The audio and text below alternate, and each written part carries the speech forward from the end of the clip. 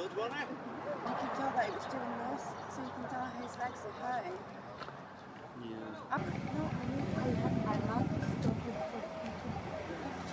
Look, the Bedouin have got dogs with them as well.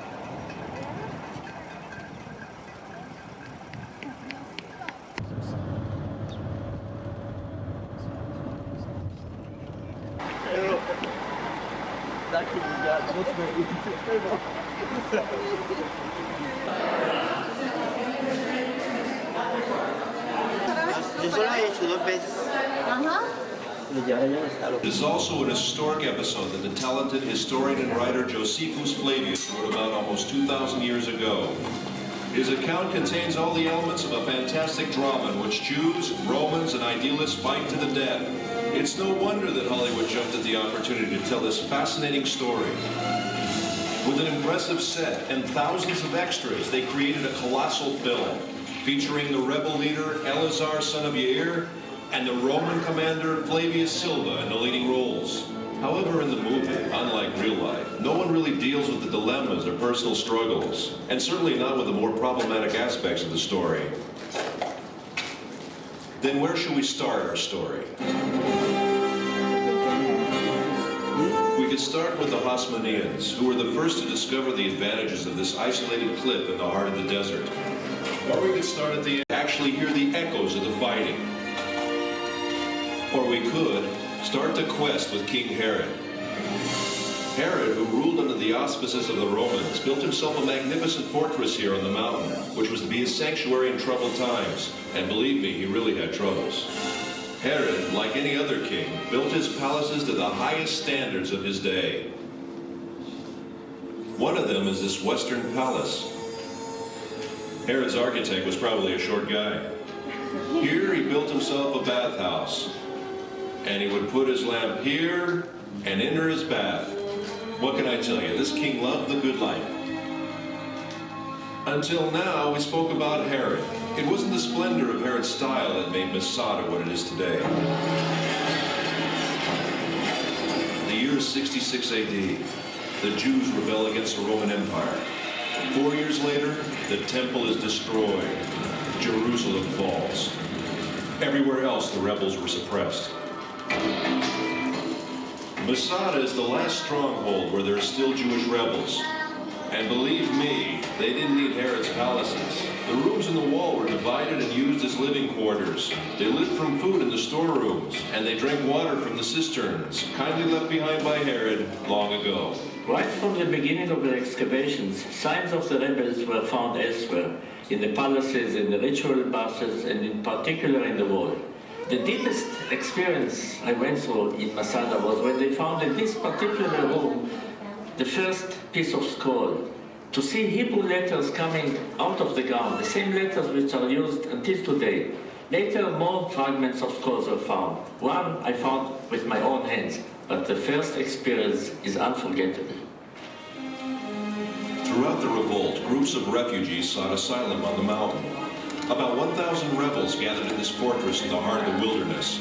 In 73 AD, the Romans' 10th Legion arrived with thousands of armed soldiers who deployed themselves around the mountain. An enormous war machine. And the movies do it best. After the Romans, of course. The Romans built an attack ramp. The besieged rebels roll stones down it. The Romans lift a tower to the top of the ramp, equipped with a battering ram to smash the wall.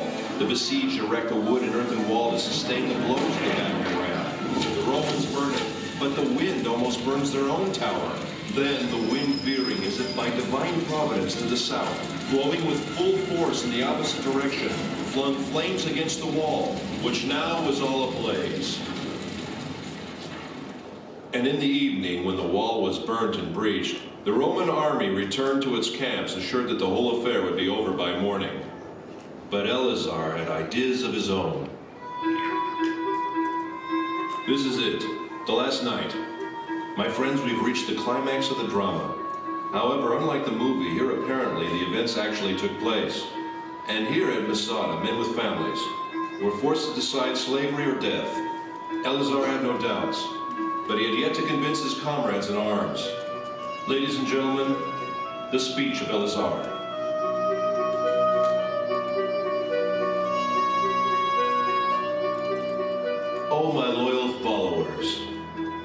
The time has now come that obliges us to make that resolution true in practice.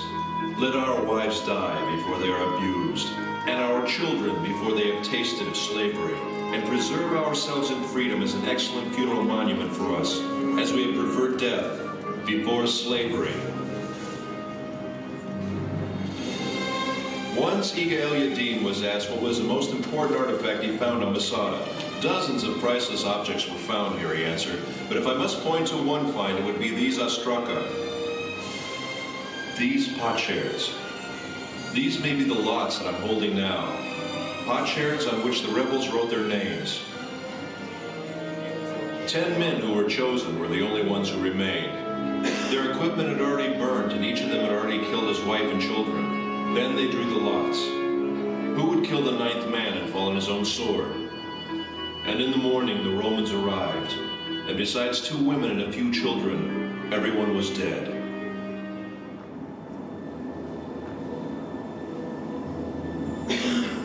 After the drama came silence. The silence was broken in the 5th century for nearly 200 years by a community of Byzantine monks. 1,200 years later, the first explorers came and rediscovered the mountain.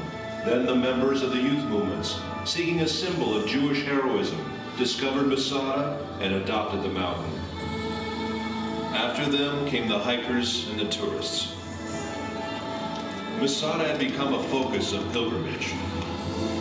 Professor Netzer, what do you really think about the act of courage that ended in suicide? Maybe it's the utmost courage to prefer death to a life of slavery. So it's death or freedom?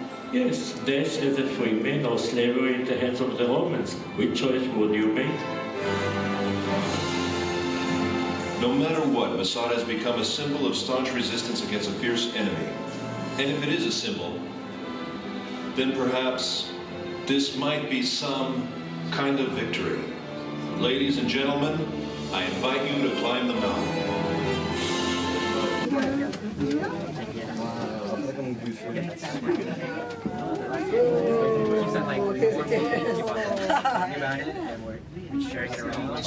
Your visit to Masada National Park.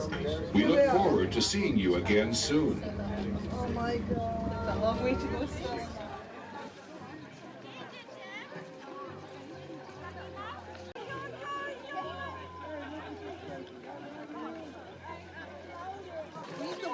Give us a shout, we're off to go.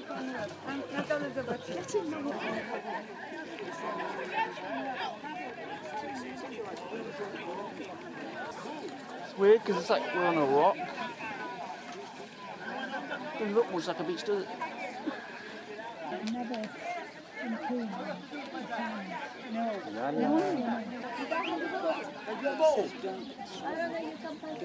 Hurry up before it rains and you'll have to come out. That's true, that's true, that's true, that's true.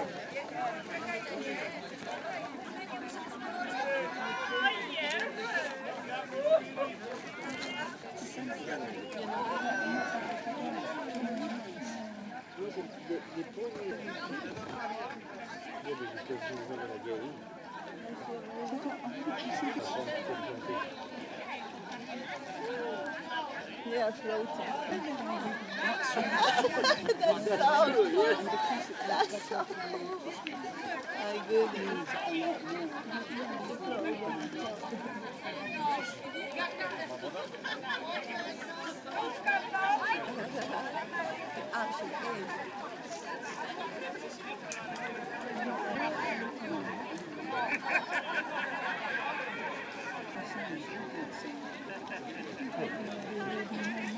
Thousands of other tourists, which happens in the morning too. Just a moment. I've been adopted by. Talk about it, and I'll take pictures. Okay, we have everybody all in Israel Museum. So when I was adopted, so my wife will sit there, and I'll come and sit here, and otherwise everyone else is free. Stories and view on why you do, etc. So, as you said, Clarissa, said, I'm Emma and Josh, and we're very happy to be hosting you. And we're starting off with a song that my husband's going to start singing, and you can all join in. The books are all thankfully in English on page 19, is where we're starting. Page 19.